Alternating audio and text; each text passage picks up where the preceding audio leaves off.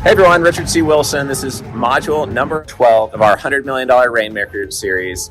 This one's going to be on vetting partners and investors and a little bit on them vetting you. The point here is that you could be really great at raising capital. If you raise capital for the wrong people, it could ruin your career. It could be a huge waste of time. You could waste a lot of money. And it's a perfect time to be recording this episode because I'm here with 8 others inside the hotel here behind me. And we are touring 3 million square feet worth of real estate on a private jet over 2 days, flying to 6 different cities and spending a lot of time with these potential partners. And so I want to point out all the different things you can do to vet a partner so that you don't spoil all of your hard work, knowledge, insight, and expertise that you could be applying to working with other people who may be a better fit. So first off is to only work with really good people that you enjoy spending time with and that you trust. If you attract a certain type of investor or client type and you are a certain type of person yourself, then you're naturally going to be aligned with your investor set. And if you're really repelled by someone, your investors will probably be repelled by them as well or cautious. Subconsciously pick up on things. You might not be able to put your finger on exactly why you're not comfortable with somebody, but other people will likely feel the same way. I feel like it's part of our responsibility in business to go out of our way to help those who are really good people, but also go out of our way to not make life easy and do business with those who really don't deserve our time and attention and resources. And that's partially how we make the world a better place, by rewarding those who are really great people and high integrity people. A couple other things I wanted to make sure that we mention is a couple examples. We recently had a group who attended one of our workshops, and I have gotten to know them over the last year, and I can tell they're really great people. And I've offered them a couple times, ways to help them with strategies or ideas or areas they could focus in. At the same time, we have recently walked away from a $500 million, supposedly, family office who made a bunch of claims that didn't really add up. But they also basically told me that they wanted me to be CEO of a company they were acquiring, but they didn't want anything in a contract. They want everything via handshake.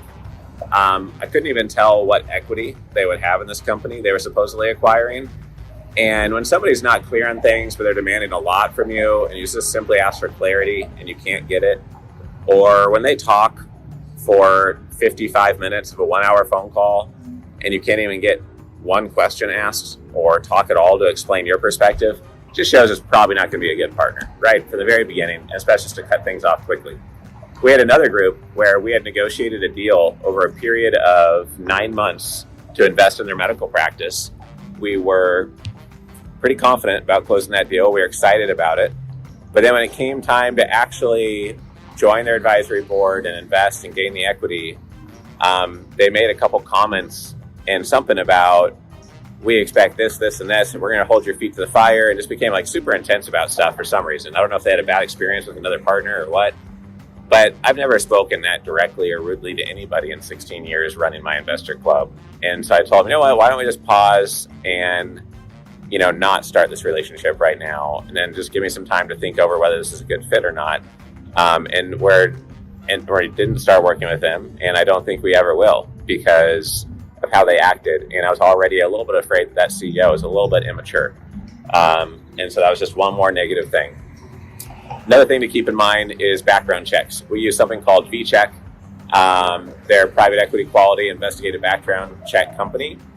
Costs about $1,600, $1,700 typically to do a background check as of the time of this recording. That helps us identify things which could be a risk of working with counterparties. You can expect others to do that on you. You could potentially have a background check in a due diligence file if compliance allows or the type of background check allows. But that's a resource that you should use when you're not sure about onboarding someone or partnering with somebody or not. A couple other real quick tests would be just kind of a communications skills test. When you speak with someone and meet with them, do they listen to what you say and you have an interactive conversation, or do they talk over you and not listen at all? Are they way overly confident to the point where now you don't even believe their claims? Or are they reasonable and humble and always learning? Because if they're not good at listening to you and communicating with you, again, they're going to be bad at communicating with investors. couple other tricks to potentially use is that when you take somebody out to lunch, whether they're an employee or a partner,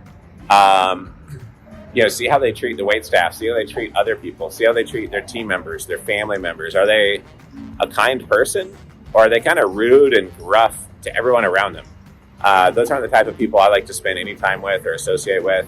So it's something that I try to pick up on pretty quickly.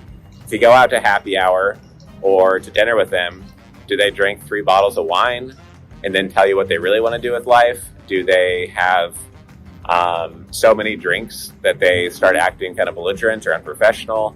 And sometimes when people drink alcohol, then they'll tell you what they really think about a third-party person, what they really think about something in society or something that's going on in their life. And so sometimes by having a little bit of a liquidity test with an alcohol happy hour, you can learn more about someone than meeting with them 5 or 6 times in an office building.